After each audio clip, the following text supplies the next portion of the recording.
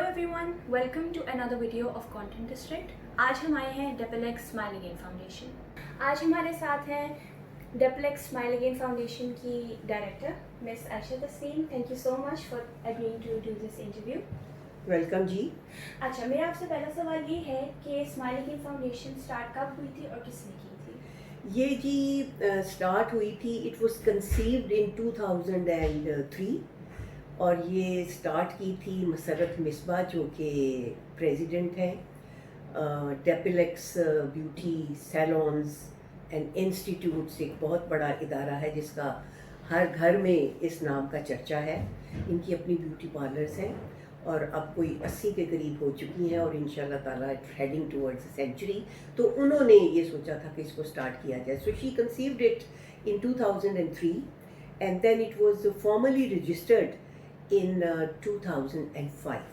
तो इसके पीछे what was the purpose behind it? देखिए, पर्पस अगर एसिड बर्न विक्टिम एक उनके सैलॉन में वॉकड इन एंड उन्होंने तो कभी नहीं देखा था, क्योंकि इस तरह हम रास्ते में चलते फिरते तो नहीं इस तरह के केसेस आते। तो that is how it was started. उसने कहा कि जी आप इतनी बड़ी ब्यूटिशियन है, आप ज़रा मुझे भी ठीक करें। So that's how it was started. जब ये फाउंडेशन स्टार्ट हुई थी तो इनिशियली कितने विक्टिम से स्टार्ट किया? देखिए, वो एक तो मैंने आपको बताया कि वन विक्टिम वॉकड इन। उसके बाद फिर अखबार में इश्तहार दिया गया कि जी अगर कोई बर्न विक्टिम्स हैं तो we would like to help them. तो ओवर 40 गर्ल्स वॉकड इन शुरू में ही, जबकि किसी को अभी इसका पता भी नहीं था। तो that's how it then obviously then they gradually the number started increasing. अब कितना है? अब इस वक्त we have got over 750 victims। लेकिन इसके साथ मैं आपको ये भी बता दूँ, you're young people and you should know that कि ये जो acid throwing है ना, this is the worst form of violence against women or anybody for that matter। बच्चों पे भी पड़ जाता है। अभी तो बल्कि we've got some gentlemen registered with us also जिन पे तेज़ाब फेंका गया है। तो ये कोई it's not a number game as such, you know. फिर भी 750 वो तो हमारे पास है, लेकिन आपको पता है कि यहाँ पे इन कंट्रीज़ लाइक अस हमारे तो रजिस्टर ही नहीं लोग होते, बताते ही नहीं है क्राइम रेट जो होता है। अगर ये तो रजिस्टर्ड वाले हम बता रहे हैं ना, लेकिन there would be very many a large number जो कि रजिस्टर ही नहीं हुए, जिनकी रिपोर्टिंग ही नहीं हुई। तो वो तो हम इसमें शामिल नहीं कर रहे, हमें पता ही नहीं। और फॉर दैट मैटर और दूसरे क्राइम्स भी हैं, उनका भी यही हाल है कि जब तक FIR रजिस्टर नहीं होगी हाउ कुड वी नो? वो तो स्टैटिस्टिक्स में आएगा ही नहीं, ना NGO के और ना नेशनल। लोग बताते नहीं है ना, दैट्स द प्रॉब्लम। वो एम्बैरेसिंग भी है और देन आपको पता है FIR दर्ज कराना भी कितना मुश्किल है यहाँ, शर्म की बात। But that's how things are and we have to face it and try to solve it as much as we can possibly. No, we have to work. बिल्कुल बिल्कुल। अच्छा, उसके अलावा जो आप लोग ट्रीटमेंट्स प्रोवाइड करते हैं, मेडिकल ट्रीटमेंट्स, वो किस किस्म के? देखिए, हमारी जो ऑर्गेनाइजेशन है इट स्टार्ट्स विद रजिस्ट्रेशन, ठीक है ना। रजिस्ट्रेशन से मुराद ये है कि जब किसी के ऊपर किसी ने एसिड फेंक दिया तो it becomes a police case. So सबसे पहले उन्होंने ओरिजिनल जो इनिशियल ट्रीटमेंट है ना, वो हॉस्पिटल में जाते हैं। तो हॉस्पिटल में बस उनको थोड़ा बहुत मरहम पट्टी करके जितना वो कर सकते हैं वो भेज देते हैं। But this is a long procedure. इसमें मल्टीपल सर्जरीज करनी पड़ती हैं depending upon the severity of the case. So medical treatment में हम रजिस्टर करने के बाद भी कंसल्ट दी मेडिकल जो हमारे कंसल्टेंट्स हैं इन वेरियस हॉस्पिटल्स जो हमने रजिस्टर किए हुए और they are the best in Pakistan. मिसाल के तौर पे we have Jinnah hospital in Lahore, then we got Indus hospital in Karachi, then CMH in Lahore, in Karachi, in Quetta, in Peshawar, in Rawalpindi, इस तरह करके। तो फिर वो कंसल्टेंट्स हमें बताते हैं कि इनको ये तो, और एक जो ट्रीटमेंट है उससे कोई बंदा ठीक नहीं होता। क्योंकि देखें ना, जब एसिड है, एसिड इज़ अ लिक्विड, जब इसको फेंकते हैं तो इट स्प्लैशेस। अगर उसने बच्चा उठाया हुआ है तो बच्चे पे भी चीट पड़ जाएगी, अगर इर्द गिर्द कोई और लोग हैं उन पे भी पड़े, और उसके ऊपर भी यू नो हाथ पे, पाँव पे, इधर डिपेंड्स, और मुंह पे ज़्यादातर तो मुंह पे कोशिश ज़्यादा करते होता हैं ना कि मुंह को ख़राब करें, तो उसमें आँख चली जाती है, कई दफ़ा कान पिघल जाता है, नाक ख़राब हो बाल जाती खराब हो है, जाते बस हैं। You know sky is the limit for these crimes. तो लिहाजा वो फिर कंसल्टेंट जो है वो पहले डिसाइड करता है कि इसको कौन सा पोर्शन पहले ठीक करना पड़ेगा। तो फिर एक सर्जरी होती है, फिर उसके बाद उनको फिर डिस्चार्ज किया जाता है, वो घर चले जाते हैं। उसके बाद वो फिर से डॉक्टर बताता है कि अब इतने महीनों के बाद, क्योंकि 3-4 सर्जरी हर दूसरे दिन सर्जरी तो बॉडी नहीं बर्दाश्त करती ना, तो एक स्पेस होती है, स्पेस देते हैं। फिर उसको उस स्पेस में फिर और दूसरे जो लोग हैं वो आ जाते हैं, वो केटर होते हैं। सो मेजर हमारा काम जो है ना, दैट इज़ प्रोवाइडिंग सर्जिकल और ये सारी जो ट्रीटमेंट है ना, ताकि वो अपने पैरों पे कम से कम फिजिकली तो खड़ी हो सके ना। ठीक है जी। उसके बाद फिर जो सेकंड चीज़ हम करते हैं वो ये है कि आप ये देखें कि अगर ज़रा सा हमारा खाना पकाते वक्त थोड़ा सा हाथ जल जाए तो कोई 1 हफ़्ता जलन रहती है और फिर वो कहीं जाके स्कार ठीक होता है। तो ये जब इतना बड़ा सानेहा हो जाता है तो इट बिकम्स बहुत ट्रॉमेटिक हो जाता है ज़हनी तौर पे ना, ये जो मेंटली तो बड़ी ज़रूरत है इस बात की कि उनको मेंटल जो है ना साइको सोशल सपोर्ट जो है वो मुहैया की जाए। तो जिस वक्त उनका ये हो रहा होता है इलाज, तो उसके साथ साथ फिर हम कोशिश करते हैं कि हम सेशंस करें उनके। अगर जी, अगर इंडिविजुअल थेरेपी चाहिए वो भी, फैमिली के साथ चाहिए वो भी, ग्रुप चाहिए वो भी, तो हमारे थ्योरोपैटिक जो है ना सेशंस ये भी फिर साथ साथ चलते हैं। सो ये हमारी सेकंड प्रायोरिटी हो गई इन द लाइन। फिर तीसरी चीज़ जो हमारी इम्पॉर्टेंट है वो ये है कि अब अगर वो मल्टीपल सर्जरीज़ के बाद इस काबिल हो जाती हैं कि वो चल फिर सकें और अदरवाइज़ हेल्दी लगें, तो फिर हम ये कोशिश करते हैं कि अब इनको इकोनॉमिकली थोड़ा सा सस्टेनेबिलिटी की तरफ ले जाया जाए। तो उसमें फिर मुख्तलिफ़ किस्म की ट्रेनिंग्स हैं। अब जैसे कि मैंने आपको बताया कि ये कॉरपोरेट सोशल रिस्पॉन्सिबिलिटी के तहत इसको खोला गया था, इस ऑर्गेनाइजेशन को रजिस्टर कराया गया था। तो ज़्यादातर जो लड़कियां आती हैं वो कहती हैं मसरत मिसबा साहिबा को कि नहीं बाजी मैं ब्यूटिशियन बनना है, यू नो, क्योंकि वो देखती हैं कि इधर ये ट्रेनिंग्स वगैरह हो रही हैं। सो जिनका उस तरफ एप्टीट्यूड होता है और थोड़ी बहुत पढ़ी लिखी होती है, ये भी डिपेंड करता है ना कि आप ट्रेनिंग जो देते हैं उसके लिए बैकग्राउंड मटेरियल कितना मुहैया है, क्या वो थोड़ा बहुत पढ़ी लिखी हैं या नहीं। तो बहरहाल ये ब्यूटी की ट्रेनिंग देते हैं। फिर ब्यूटी की ट्रेनिंग देने का ये भी फ़ायदा है कि क्योंकि जैसे मैंने आपको शुरू में बताया कि we got about over 80 salons across Pakistan. तो अगर वो लड़की कोई जेहलम की है तो जेहलम के ब्यूटी पार्लर में उसको जॉब मुहैया करने की गुंजाइश मौजूद है।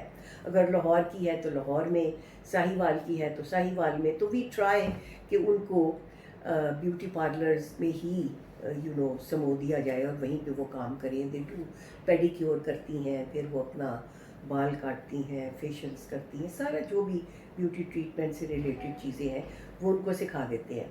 एक ये चीज़ हो गई थी। दूसरी चीज़ ये है कि फिर उनको कई लोग सिलाई कढ़ाई सीखना चाहते हैं, उनको वो सिखा देते हैं ताकि वो मोहल्ले में अपना कोई कारोबार काम कर सके, वर्क फ्रॉम होम। उसमें के भी 2 एंगल्स हैं, क्योंकि ये ज़रूरी नहीं है कि वो दूसरों की काम, अपना भी अगर घर के कपड़े भी सिए तो हाउ मच यानी सेविंग कितनी हो जाती है। तो वो भी kind of income saving and income generation जो है वो हैंड इन हैंड ही तकरीबन चलता है ना।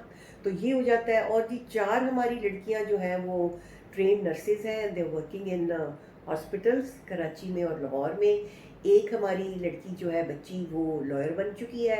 और ये हम उनको जिस वक्त ट्रीटमेंट शुरू करते हैं ना, अगर उनकी एजुकेशन डिसरप्ट हो गई है या उनके बच्चों की एजुकेशन डिसरप्ट हो गई है, तो फिर हम उनकी एजुकेशन के लिए भी उनको सपोर्ट करते हैं ताकि उनका पूरा फैमिली सिस्टम जो है ना वो आगे चलता रहे। तो ये तो हो गई जी 3 चीज़ें।